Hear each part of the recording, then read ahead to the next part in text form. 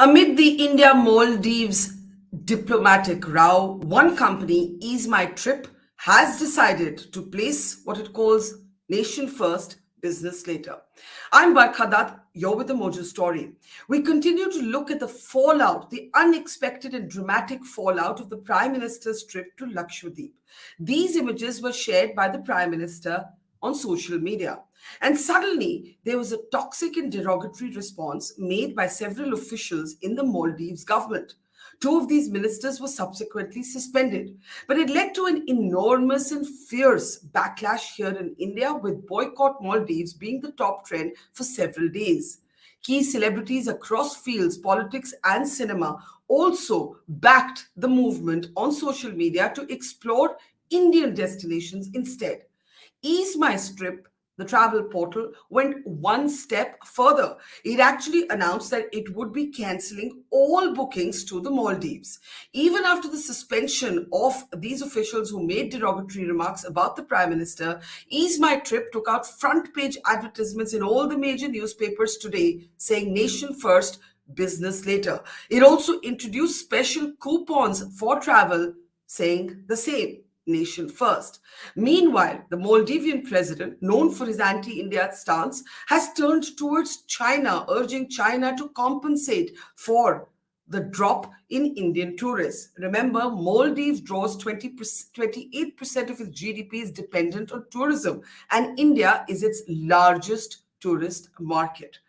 To talk about the unconventional and perhaps unprecedented decision taken by EaseMyTrip, which actually went far beyond social media tweets and actually introduced a policy change, let's go across now to Prashant Pitti. Prashant Pitti, of course, is one of the founders of EaseMyTrip. Thank you very much, Mr. Pitti, for joining us. Let's talk a little bit about what you've done. Very few business people would actually cut back on opportunities to make money and take a position of the kind that you've taken. What made you do it? Well, firstly, thank you, Barkha, for having me on your show. Now, Barkha, as we all know, and you have narrated it beautifully, that the remarks which came from the Maldivian government's representatives were completely unprovoked. They came out of nowhere, and at some level, it felt like it's a proxy war between India and China. As we know, that the current government is actually very pro-China and is very close to the Chinese government. I think they lapped on the opportunity to diss on Indian tourism industry. And mind you, this time they talked about Indian tourism industry, saying that India is incapable of making places like Maldives, Indian places smell, which was basically in relationship to our industry. There have been cases where India has had diplomatic tussles with other countries like Canada. We did not take any action on them because they were not related to tourism. But this one was directly from our business line. And being the second largest travel portal in India, we owed it to the country that we upheld the dignity of the country by taking some action. See, if the government's ministers do not care about the kind of money which India provides to them via tourism, then why should we as a country, or at least why should we at EaseMyTrip care about providing that kind of monies to them? As you rightly said, 28% of their GDP is dependent on India, and India is on tourism, and India is the largest provider of that. And at EaseMyTrip being the second largest, we command about 20 to 25% of market share of all the tickets which are booked online. So directly or indirectly, we are actually adding single-digit value to Maldives GDP. And especially when a country is regrettably not caring about their own GDP and their own value which they get from India, we thought that our money is better spent in other places. It could be within India, it could be other places. We're not here to tell people where to go and where not to go. But at least from our side, we thought that we owed it to the country's dignity that we take a stance on it. But Mr. Pitti, as you mentioned, this is a proxy war with China's fingerprints all over it.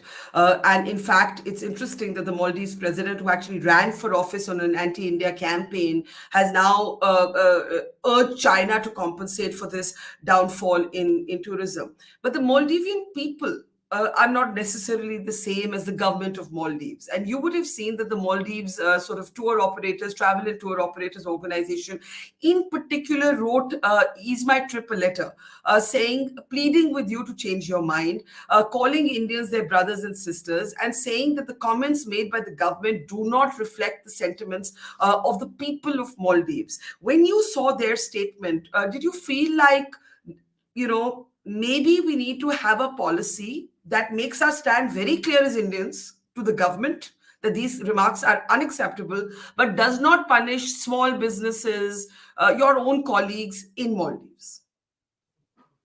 See, Barkha, we never had a problem with tourism body to begin with in the first place, neither with the Maldivian people.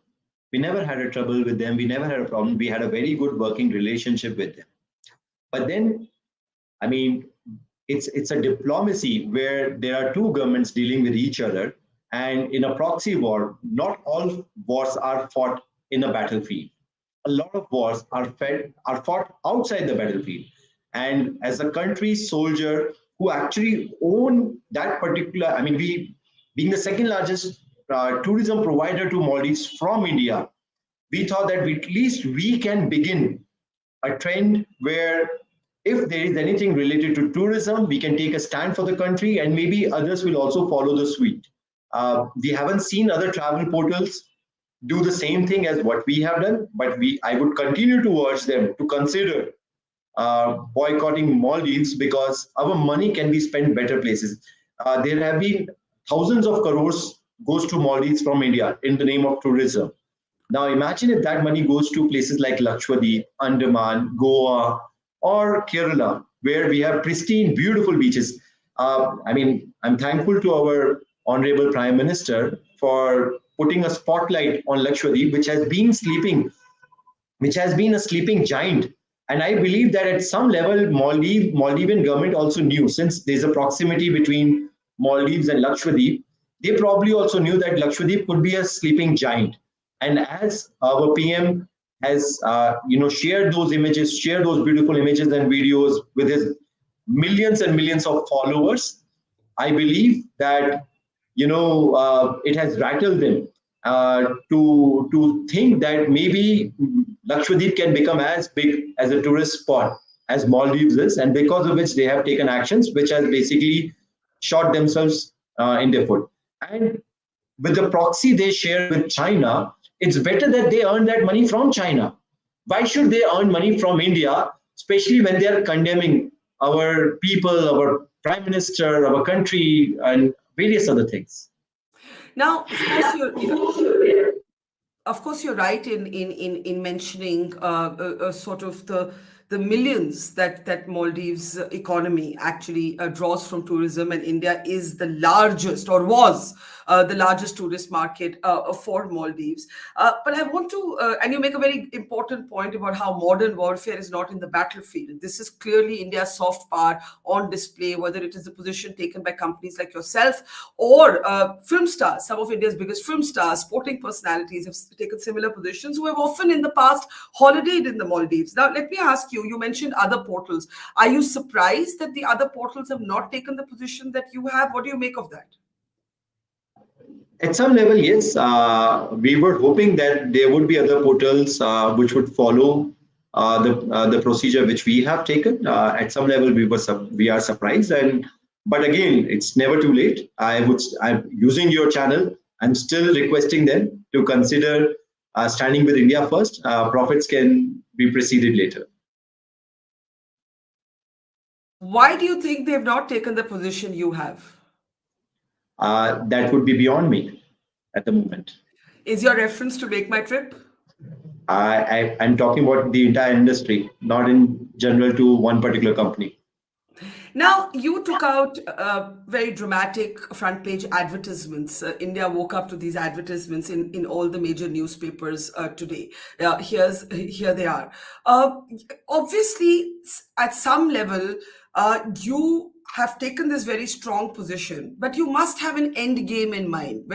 What I mean by that is, diplomacy is an evolving thing, right? India and the government of India will have its own plans on how to handle this situation. Where for you, or how does this end for you? Is this a permanent position? No bookings to Maldives? Is this a position dependent on the president of Maldives saying sorry? Will you take your cue from on this from the government of India? What are you thinking? Barkha, not necessarily we have thought through what would be the end position over here. We have taken a call that we would stand by with the India, and it's an indefinite suspension to all the bookings to Maldives at the moment for EaseMyTrip. Anything beyond this at this moment for me to say would be slightly ahead of its time. We will see how the things unfold, but at this moment, we are at status quo where you cannot book any hotel, holidays, flights from our portal to Maldives at the moment. Now, they say that doing the right thing can sometimes also be good for business. Sometimes it can be bad for business, but sometimes it can be good for business. Which one has it been for you? Once again, I can't hear you. Let's unmute you. Yeah, go ahead. Yeah. At this moment, that is not our biggest worry. Our biggest worry at this moment is that people perceive us in the right way. Whether business comes or not is a secondary thing. At this moment, we want to be telling people our story, that we are not doing mere lip service. We are actually letting go of a good sizable chunk of business on the table. So it's not like some wannabe celebrity saying that, hey, I will not go to my birthday on Maldives anymore. I am basically, we are letting go of some business to take the stance. And if required in the future, be it, we would always stand by the country. We are over here, we believe that our stance is nothing political. Our stance is purely nationalistic at the moment. And I think that's an honest response because nobody actually knows how this is going to end, how this is going to turn out. We believe the Maldives president has sent word that he'd like to come to India. The opposition in Maldives, very interestingly, has said that the president of Maldives must apologize. Let me ask you a last question. EaseMyTrip announced promotional codes with Nation First among its tags. What's the thinking here? So the thought process is very simple.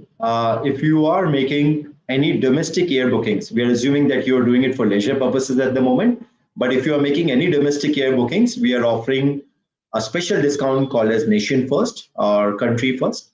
And this discount coupon is, to help people to travel within India.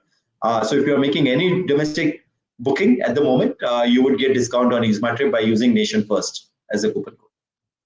Finally, Prashant, what would be your message? What would be your message not just to colleagues or competitors in your industry, but to Indians at large? If you had to encapsulate in one sentence, what made you take this kind of position? And there will be people. Most people I know have applauded you and said, "Wow, well done! Thanks for standing with the country first." There will also be cynics. They'll say, "Arey, aap to populism ke liye kar rahe hain, apna brand banane ke liye kar rahe hain," right? I'm sure you've seen some of those responses also, right? So let me just ask you the question: what would be your larger message if you had to explain this moment, including to those who might say you're doing this for your own brand, you're being populist? You would say what, Prashant? Barkha, I would like to say this that EaseMyTrip is a 15-year-old company. It's not a new company. We have been running it for the last 15 years, and we grew this company with all our blood, sweat, and tears. We never took any funding. The company is bootstrapped even till now, where our competitors have raised millions and millions and millions of dollars. They have burned, raised, while EaseMyTrip has somehow managed its operations profitably all this while without raising any money ever.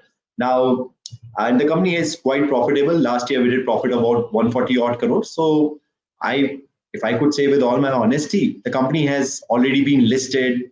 The end goal has also has been attained at some level.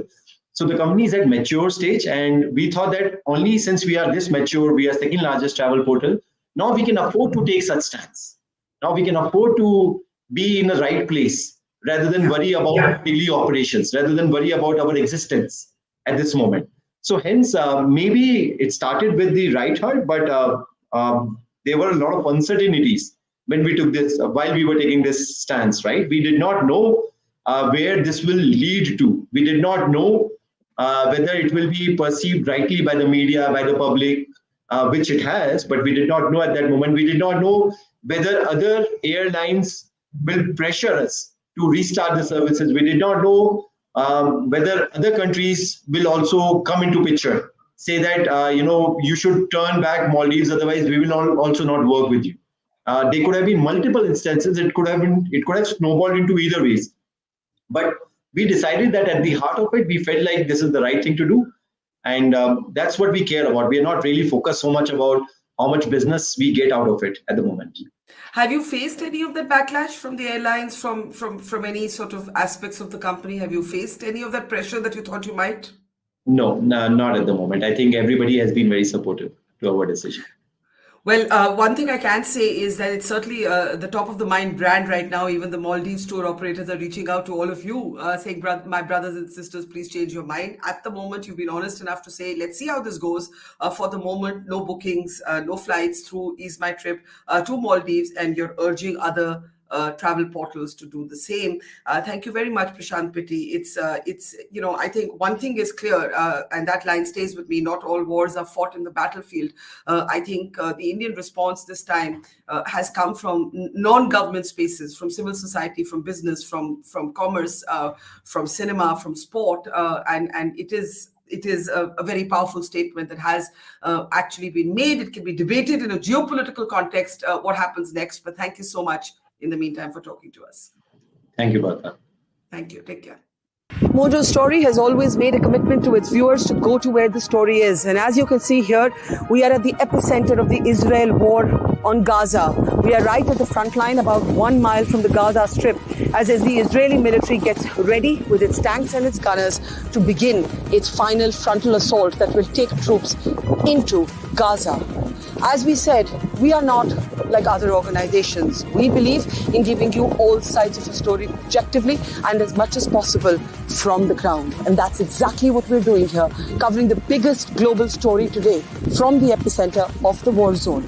So please, we need your support. Support us, become a Mojo member, subscribe to us, spread the word, and thank you for your support.